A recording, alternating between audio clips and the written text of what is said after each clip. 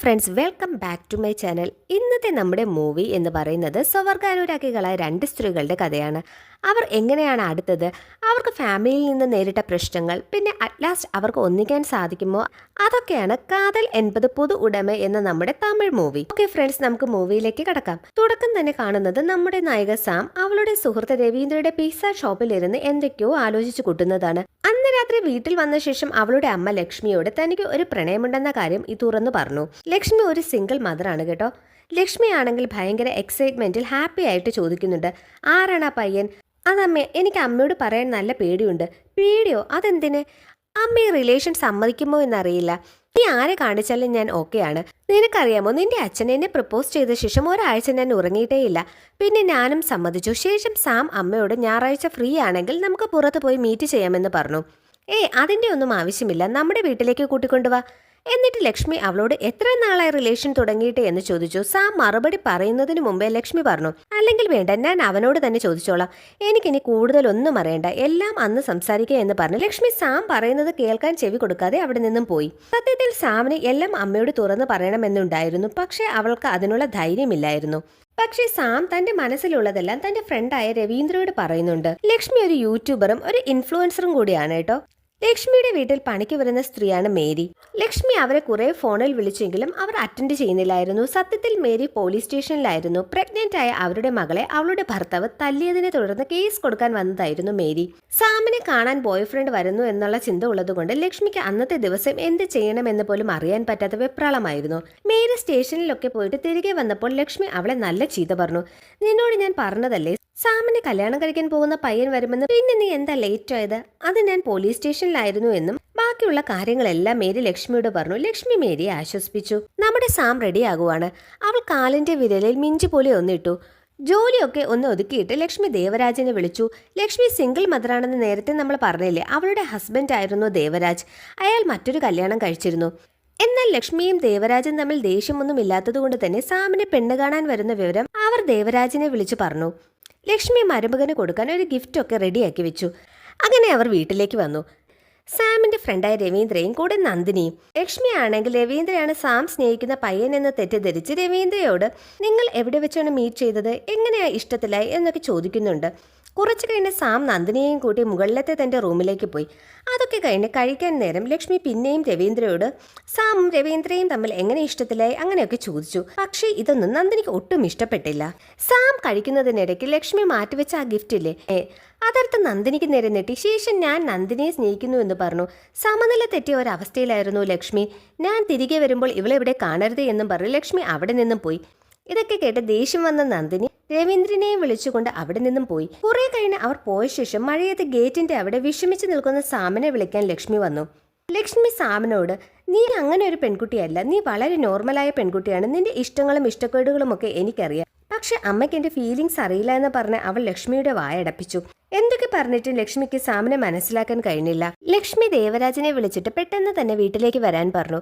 നന്ദിനി കൊണ്ടുവന്ന ബൊക്കയും ലക്ഷ്മി മാറ്റിവെച്ച ആ ഗിഫ്റ്റും ലക്ഷ്മി കൊണ്ടുവന്ന വേസ്റ്റ് ബിന്നിലിട്ടെങ്കിലും മേരി അവർ കാണാതെ അതെടുത്ത് സാമിന്റെ റൂമിൽ കൊണ്ടുവന്ന് വെച്ചു. ഇനി നമ്മൾ കാണുന്നത് സാമും നന്ദിനിയും എങ്ങനെ മീറ്റ് ചെയ്തു, അവർ എങ്ങനെ ഈ ഒരു റിലേഷൻഷിപ്പിലായി എന്നൊക്കെയാണ്. ഒരു ദിവസം രാത്രി സാം ബസ് സ്റ്റോപ്പിൽ നിൽക്കുവാണ്. പെട്ടെന്നാണ് ഒരു ടാക്സിയിൽ നന്ദിനി ഫ്രണ്ട് സീറ്റിലിരുന്ന് മുടി ഡോറിന്റെ പുറത്തേക്ക് ഇട്ട് ആ ഡോറിൽ എങ്ങനെ ചാരി കിടന്ന് പോയത്.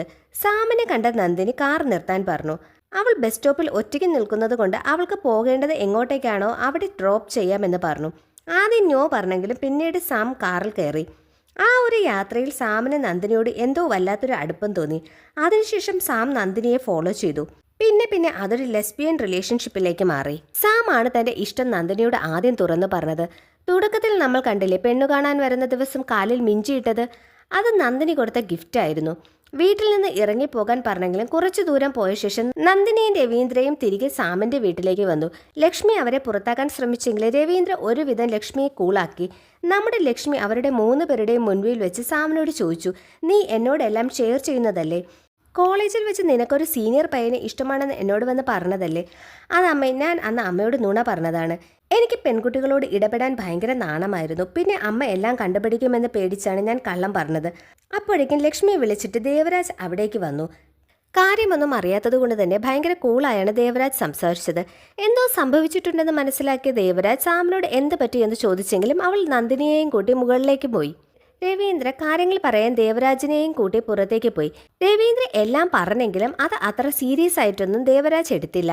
ഇതൊക്കെ മനസ്സിന്റെ തോന്നലാണ്, ഒരിക്കലുമല്ല സർ. നമുക്ക് ഓപ്പോസിറ്റ് സെക്സിനോട് അട്രാക്ഷൻ തോന്നുന്നത് പോലെ ചിലർക്ക് സെയിം സെക്സിനോട് ഒരു അട്രാക്ഷൻ തോന്നും. എനിക്ക് സാമിനെ ഇഷ്ടമായിരുന്നു. നന്ദിനിയുമായിട്ടുള്ള റിലേഷൻഷിപ്പ് പറഞ്ഞപ്പോൾ ആദ്യം ഞാനും ഒന്ന് ഷോക്കായി. പക്ഷേ ഗ്രാജുവലി ഞാനും അത് മനസ്സിലാക്കി. ഇപ്പോൾ ഞാൻ അവളുടെ ബെസ്റ്റ് ഫ്രണ്ടാണ്. അതുകൊണ്ടാണ് അവളുടെ ആഗ്രഹം നടക്കാൻ ഞാൻ കൂടെ നിൽക്കുന്നത്. അവളെ സ്നേഹിച്ച് നിനക്ക് എങ്ങനെ അവളുടെ ബെസ്റ്റ് ഫ്രണ്ട് ആകാൻ കഴിയും? നീ ബെസ്റ്റ് ഫ്രണ്ട് ആണെന്ന് അഭിനയിക്കുക മാത്രമാണ് ചെയ്യുന്നത്. ഒരിക്കലുമല്ല. ഒരു നോർമൽ കേസിലാണെങ്കിൽ എനിക്ക് അവളുടെ ബെസ്റ്റ് ഫ്രണ്ട് ആകാൻ കഴിയില്ല. പക്ഷേ സാമിന്റെ കേസിൽ എനിക്ക് അങ്ങനെ ആകാനേ കഴിയൂ. ഇവിടെ മേരി ലക്ഷ്മി പറഞ്ഞിട്ട് സാമും നന്ദിനിയും അടുത്ത് ഇടപഴകാതെ ഇരിക്കാൻ തറ തുടയ്ക്കാനായിട്ട് അവരുടെ റൂമിലേക്ക് അയച്ചു. മേരി ആണെങ്കിൽ വളരെ കാര്യമായിട്ട് അവരോട് സംസാരിക്കുന്നുണ്ട്. മേരി അവരോട് പറഞ്ഞു, ഒരു സ്ത്രീക്ക് മാത്രമേ മറ്റൊരു സ്ത്രീയെ മനസ്സിലാകൂ. ശേഷം ലേശം കൗതുകത്തോടെ മേരി അവരോട് ചോദിച്ചു, നിങ്ങൾ കല്യാണം കഴിച്ചാൽ ആർക്ക് താലി കിട്ടും? ആരാ ഹസ്ബൻഡ്, ആരാ വൈഫ്? ഇത് കേട്ട് ചിരിച്ചുകൊണ്ട് നന്ദിനി പറഞ്ഞു, എനിക്ക് അവളും അവൾക്ക് ഞാനും വൈഫായിട്ടിരിക്കും. രവീന്ദ്രയോട് ദേവരാജ് പറഞ്ഞു, ഉറപ്പായും എൻ്റെ മകളുടെ മനസ്സ് ഞാൻ മാറ്റും. അത് ഒരിക്കലും നടക്കാൻ പോകുന്നില്ല സാർ. അങ്ങനെ ഞാൻ നടത്തിയാൽ ഞാൻ പറയുന്നത് രവീന്ദ്ര കേൾക്കുമോ? മറ്റൊന്നുമല്ല, സാമിനെ നീ കല്യാണം കഴിക്കണം.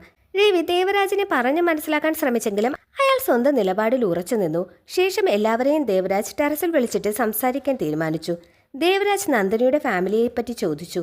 അവർക്ക് നീ ഇങ്ങനെയാണെന്ന് അറിയുമോ? അറിയാം മകൾ. അതുകൊണ്ടാണ് എനിക്ക് അവരെ ഉപേക്ഷിച്ച് ഒറ്റയ്ക്ക് ഇവിടെ വന്ന് താമസിക്കേണ്ടി വന്നത്. അത് കഴിഞ്ഞ് ലക്ഷ്മി നന്ദിനിയോട് ചോദിച്ചു, സാം നിന്നെപ്പോലെയാണെന്ന് നിനക്ക് എങ്ങനെ മനസ്സിലായി? അതിന് മറുപടി പറഞ്ഞത് സാം ആയിരുന്നു. നന്ദിനി എന്നെപ്പോലെയാണെന്ന് ഞാനാണ് മനസ്സിലാക്കിയത്. അതെനിക്ക് ഉള്ളിൽ നിന്ന് തോന്നിയതാണ്. ഈ ഫീലിങ്സ് എന്ന് പറയുന്നത് ഒരു ആണിന് പെണ്ണിനോടോ പെണ്ണിന് ആണിനോടോ തോന്നുന്നതല്ലേ? അതൊക്കെ സ്വാഭാവികം.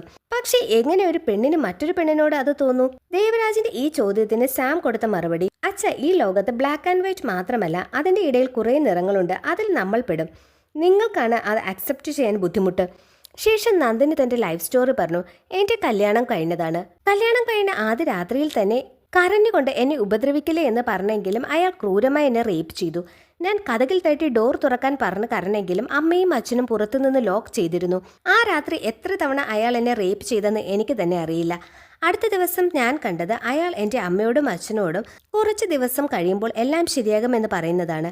അടുത്ത ദിവസം കുളിച്ചുകൊണ്ടിരുന്ന അവളുടെ ഹസ്ബൻഡിന്റെ ഇന്നറിൽ ചൊറിയണം തേച്ച ശേഷം അതെടുത്ത് ആ ബാത്റൂമിന്റെ ഡോറിലിട്ടു. എന്നിട്ട് തന്റെ സാധനങ്ങളെല്ലാം എടുത്ത് അപ്പോൾ തന്നെ അവിടെ നിന്നും ഇറങ്ങി.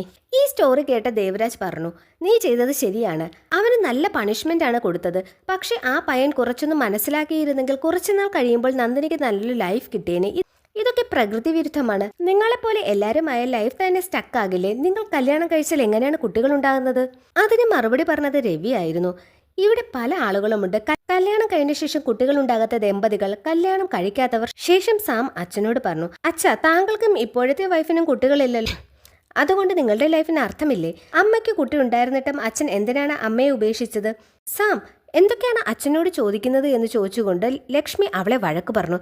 മോളെ, നീ നമുക്ക് ഒറ്റ മകളേ ഉള്ളൂ. അതുകൊണ്ട് നീ ഒരു പുരുഷനെ കല്യാണം കഴിച്ച് സുഖമായി ജീവിക്കണം.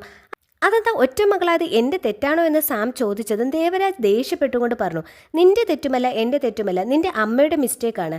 ലക്ഷ്മി ദേവരാജിനോട് ആ രഹസ്യം അവരോട് പറയരുതെന്ന് പറഞ്ഞെങ്കിലും ദേവരാജ് പറഞ്ഞു, നിനക്ക് 11 വയസ്സുള്ളപ്പോൾ ലക്ഷ്മി അടുത്തത് പ്രഗ്നന്റ് ആയതാണ്. പക്ഷെ അവൾ ആ കാര്യം എന്നോട് പറയാതെ ആ കുഞ്ഞിനെ അബോർട്ട് ചെയ്തു. അതിനുശേഷം എനിക്ക് അവളെ സ്നേഹിക്കാൻ കഴിഞ്ഞിട്ടില്ല. അതുകൊണ്ടാണ് ഞാൻ മറ്റൊരു വിവാഹം ചെയ്തത്. ലക്ഷ്മി കരഞ്ഞുകൊണ്ട് സാമിനോട് പറഞ്ഞു, മോളെ, നിന്നെ പ്രസവിക്കുന്ന ടൈമിൽ ആ വേദന എനിക്ക് സഹിക്കാൻ പറ്റുന്നതിലും അപ്പുറമായിരുന്നു. ഞാൻ മരിച്ചു പോകുമെന്ന് വരെ കരുതി. അതുകൊണ്ടാണ് രണ്ടാമത് പ്രഗ്നന്റ് ആയപ്പോൾ ഞാൻ ആരും അറിയാതെ അതിനെ അബോർട്ട് ചെയ്തത്. അതൊന്നും ഈ പുരുഷന്മാർക്ക് പറഞ്ഞാൽ അറിയില്ല. ചിലപ്പോൾ ആ കുഞ്ഞിനെ അബോർട്ട് ചെയ്തതുകൊണ്ടാകാം ദൈവം നിന്നിലൂടെ എന്നെ ശിക്ഷിച്ചത്. അപ്പോഴേക്കും മേരി അങ്ങോട്ടേക്ക് വന്നു. ജോലി കഴിഞ്ഞ് പോകാൻ നിൽക്കുന്ന മേരി തന്റെ മകളെ ഹോസ്പിറ്റലിൽ കൊണ്ടുപോകാൻ ലക്ഷ്മിയോട് തന്റെ സാലറിയിൽ നിന്ന് 500 രൂപ അഡ്വാൻസ് ചോദിച്ചു. ലക്ഷ്മി 1000 കൊടുത്തിട്ട് പറഞ്ഞു, നീ ഇത് വെച്ചോ, ഞാൻ സാലറിയിൽ നിന്നൊന്നും കട്ട് ചെയ്യില്ല എന്ന് പറഞ്ഞ ശേഷം മേരിയോട് ഇവിടെ നടക്കുന്ന കാര്യങ്ങളൊന്നും മറ്റാരോടും പോയി പറയരുതെന്ന് റിക്വസ്റ്റ് ചെയ്തു. മാഡം, സാം എനിക്ക് എൻ്റെ മകളെ പോലെയാണ്. ഞാൻ നേരത്തെ മുകളിൽ കോഫി കൊടുക്കാൻ പോയപ്പോൾ സാമും നന്ദിനിയും എന്ത് സന്തോഷത്തിലായിരുന്നു എന്നറിയാമോ? അവരെ അവരുടെ വഴിക്ക് ജീവിക്കാൻ വിട്ടൂടെ? തനിക്ക് തന്ന 1000-ൽ നിന്ന് 500 തിരികെ നൽകിയ ശേഷം മേരി അവിടെ നിന്നും പോയി. അവസാനം ദേവരാജ് ഒരു കണ്ടീഷൻ സാമിനും നന്ദിനിക്കും മുൻപിൽ വെച്ചു. നിങ്ങളുടെ റിലേഷൻ നമ്മൾ സമ്മതിക്കാം, പക്ഷെ ഒരു കാര്യം, 1 വർഷത്തേക്ക് നിങ്ങൾ കാണാനോ സംസാരിക്കാനോ പാടില്ല.